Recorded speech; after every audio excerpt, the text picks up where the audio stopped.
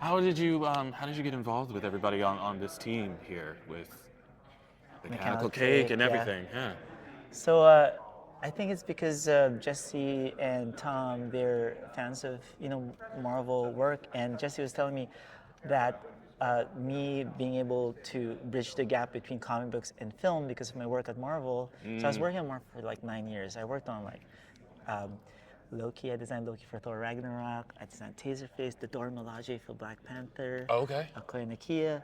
So, but taking that from the comic books and making it fit the big screen is kind of like why I was there for that long. So I'm trying to bring that here, and I also create a lot of IPs that I pitch around. So maybe that's one of the reasons why, yeah, I think That's why you're here. that's why I'm here. It was funny. I was talking with Tom about how comics now, like especially if it's not like one of the mainstream comics with Yeah. DC and Marvel, is that a difficult, not necessarily a transition, but is that a difficult thing to bring into the Yeah. scope because there's already an established fan base Yeah. for this set, but I feel like with this because everyone knows Ridley Scott. Everyone knows Yes. Johnny Depp. Yeah. I feel like this is also it's gaining traction and building that momentum. Yeah. Do you think it's also with those two involvement, it's making it easier to promote this as well as people responding to it? Yeah, I think so. I mean, been a fan of Johnny Depp since 21 Jump Street, and so We are showing our age, fam. so you know my age now after I said that. For sure. Unfortunately. Yeah. So I was being generous earlier and said Edward Scissorhands, but 21 Jump Street. I wanted that hair. yeah, The Johnny, which I will never the Johnny Depp Yeah. hair on 21 Jump Street was a thing. And just to give an idea, I mean, I have somewhat of a following on Instagram, but when I posted this collaboration and them as partners, and just the little article picture, and it's like in 15 minutes, it was 10,000 views. Yeah. And it's like, oh, Johnny Depp, Johnny Depp, Johnny Depp. Oh yeah, Johnny Depp still has, and then Ridley Scott, for I think all the true, I don't know if I say true cinematic film people love, like me, like Blade Runner, like.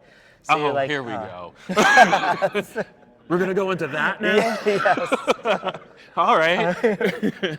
But still, it's an exciting thing to be a part of something that Johnny Depp is involved in. I mean, listen, Yeah. I'm jealous of all of you, by the way. Oh. I'm very jealous of all of you because he's one of my favorite actors. He's always been one of my favorite Yeah. actors. And every role that he has done, especially knowing how much input and how much creative decisions he puts into HYDE for this, I think that's a huge deal, and I think that's why it's going to be, in my opinion, I think a lot of fans are going to respect and Yeah. respond to it. Oh. And when he gets into a character, I must say, it becomes memorable. You remember them, and almost every character he's played. Again, I'm biased to Johnny Depp, so how do we, and then I think We're allowed to be fans of people. It's fine. Yes. I respect it. Yes. And oh man, Ridley Scott. I mean, aliens, and just Dude. I would have the screen like paused, and then I'd do little studies, like painting studies for it.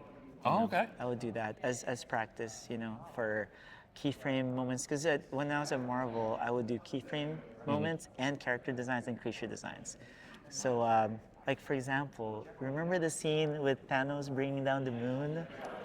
Remember that scene? Yes, I do. So I do.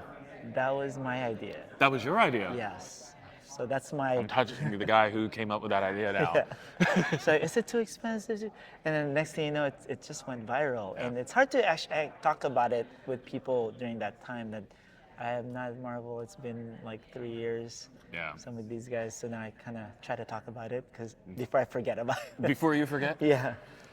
What was the moment in your life where this was the field of work that you wanted to go in? What was it that inspired you to do this? What you're doing now? Wow, that's an interesting. I think I've always wanted to create worlds. Okay. So and I think directing was something, but I didn't understand what directing was, and I was good at art. I love comic books, so that's where the world building started, I think. And because of that, I don't know. It's so weird how I just wanted to be in art. You just want to be in somehow. I wish I knew more about IP creation back then, so then maybe I could have built that more. Yeah. But I guess I've been doing that anyway, and just packaging it together, doing pitch decks. That's the place I'm in right now, like pitch decks, going to different studios, trying to see if you. But now I feel like talking to these guys, let's try to have to ask permission anymore and just do it. Just put it out on YouTube. Just go ahead and do comic it. book. Yeah, Just go ahead and do it. Tell the story. I've got like so many ideas that I need to just. I feel like you're doing that. You don't have as many crutches around you because you're able to freely do what you want to do. If you have that crutch behind you, it makes it difficult. You have to ask for permission. I feel like ideas flow freely when you just basically do it on your own. Yeah.